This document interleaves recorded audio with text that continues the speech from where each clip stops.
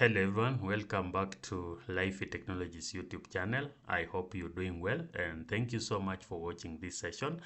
So this is session 13 of our Juniper Lab simulation series, and in this session we'll be focusing on how to implement static routing on MX devices. These are Juniper MX routing devices. So if you haven't watched our previous episodes on this series, kindly check out. And again, if you are watching these sessions and you are yet to subscribe to our channel, kindly support us by hitting that subscribe button. Remember to also like, comment, and share this video with your connections.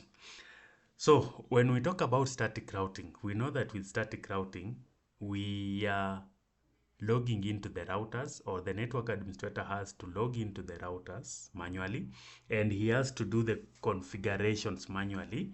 He has to configure the routing information. He has to add the routes manually on the devices, and he will have to do the maintenance of these routes. So whenever there is a change in the network, he will have to do some manual interventions to ensure that traffic is rerouted using the alternate path. So some of the key features of static routing, we have manual configuration, so the admin always have to do it manually. You log into the routers, you add the routes so that these routes are installed in the router's routing table and they will be used to forward the traffic. And then we have fixed path. So with static routing, the network will not adapt to network changes. When there is a link failure, there is a node failure, you still need to manually log into the nodes and make the configuration changes so that the traffic can be rerouted to the alternate or the redundant path. So the routes are fixed. You need to do some manual interventions for the network to adapt. So it will not adapt dynamically, but the network administrator has to log in and do manual configurations. So again, with static routing, there is no overhead, because you know that with dynamic routing, the routing protocols have to exchange some information. They need to do route calculation. But with static routing, there is no overhead. There is no CPU or memory usage for the route calculation, like in dynamic routing protocols like OSPF, BGP, ISIS, EIGRP. So there is no overhead. So it's very easy. Even low-end routers can be able to support static routing. So for static routing, it's useful when you are setting up smaller networks, which requires maybe you have 2 or 3 devices that you can easily manually configure. But when you have a large network, it's not advised to use static routing because it's not scalable. Imagine if you have 100 or 1,000 of routing devices and you need to do manual configuration, and whenever there is an issue, you also need to do manual routing of the traffic. So it's not scalable. And when you are configuring many devices, there may also be some human error that comes in. So static routing is good. We use it on even production networks, even on large networks, but the scope is limited. We only use it in scenarios where it's the best suited choice. Like maybe you don't have to configure dynamic routing, maybe some devices don't support dynamic routing, and in a such kind of example, this topology, you can see that we have R1 connecting to R2. And when R1 connects to R2, for R1 to reach these loopbacks that are behind R2, the only gateway is to forward that traffic to R2. So R1 doesn't really need to learn the specific routes from R2. We just need to configure a default route or even a static route on these routers, and then we'll be able to reach the network that are behind R2 through just that one gateway that is available to us. So these are the basic principles of static routings, and we've done the same on how to implement this static routing on Huawei or Nokia. So if you're interested in learning how to implement static routing on Nokia and Huawei, also you can check out other series on our channel. So we have R1, R2, and we need to do basic configuration. We need to configure the interfaces. So you can see that we have loopback 0 on R1. We have the point-to-point connection between R1 and R2. So we need to configure that point-to-point. And then on R2, we'll also be creating these loopbacks. And once we've done that, we'll go ahead and implement the static routing so that R1 is able to reach the networks behind R2. So when I log into the devices, starting with R1, so I've said that R1, first thing that we need to do is to configure the loopback interface, the 1.1.1.1. The command is very simple. We've demonstrated it before. So you set interfaces loopback 0, you set the unit 0, and then you always have to specify the family. So for the families, you can have different families. You can see you have MPLS, you have ISO for SIS, you can have INET6 if you are using IPv6 IP addresses. But for this case, we are just using INET. And then you specify the address. So this will be 1.1.1, mask is 32. And we go ahead to configure the other interface, the back-to-back connection between R1 and R2. So you set interfaces. The interface is GE0/0/1. And then we also need to specify unit 0, family still INET. Then I'll give an address of 20.20.20.0. Mask is 31. So if you do show pipe compare, you see the configuration that we have on this router. So I'll commit. On R2, we need to do similar implementation. So I'll start by configuring the back-to-back connection to R1. So set interfaces G 0/0/0. It's unit 0, family INET. Then we give it an address of 20.20.20.1. Mask is 31. We configure the interface, the loopback interfaces. These are the network that needs to be reachable from R1. So I'll set interface loopback 0, set interfaces. This is loopback 0, unit 0, then family INET. And we need to assign the address of 100.100.100.100 mask is 32. I'll recall the same command, and this is loopback 10, still unit 0, and the IP address will be, this is 200.200.200.200.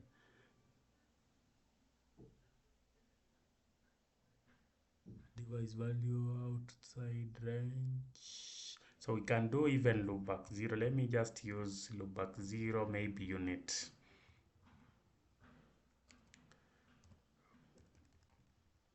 We can do unit 10. So if we do show pipe compare, we'll have configured the two loopbacks. So we have unit 0, which is 100.100.100, and then we have unit 10, which is 200.200.200. Then you can see the GE00.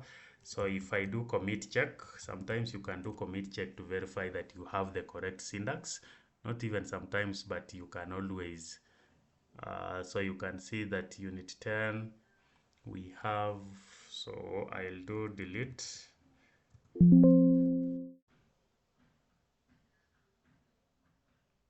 Delete interfaces, loopback 0, unit 10, show pipe compare. So let's just use the first interface. I'll check on the other errors later to save on time. So we have the loopback interface. So if I do, so you can see that if you do commit check, it's able to identify the errors before you do the commit, and you will have maybe avoided network downtime that will have been caused if you did some wrong configurations on the device. So I'll do commit. So if I run show interfaces stars, you can see that we have the point-to-point configuration, and then we have loopback 0, which is .0 here. So now we look at, you can run ping. If you do a ping 20.20.20.1, you can see that we are able to reach this interface. But if you try to ping, for example, from R2, if I want to ping 1.1.1.1, you will realize that we are not able to ping because we don't have routing information. Again, if I go back to run show routes, you see that we only have the direct routes that have been learned on this device. On R1, it's the same. If I run show routes, you see that we only have the direct routes, the loopback interface, and also the point-to-point interface between R1 and R2.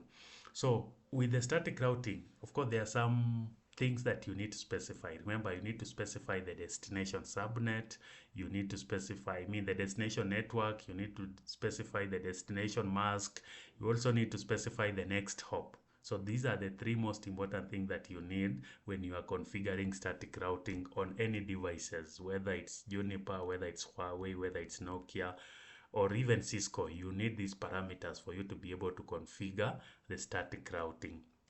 So on Juniper, I will set routing options, static, and then you can use a question mark. So with a question mark, you can see that we have the route. So we are configuring a static route, and then we need to give the destination.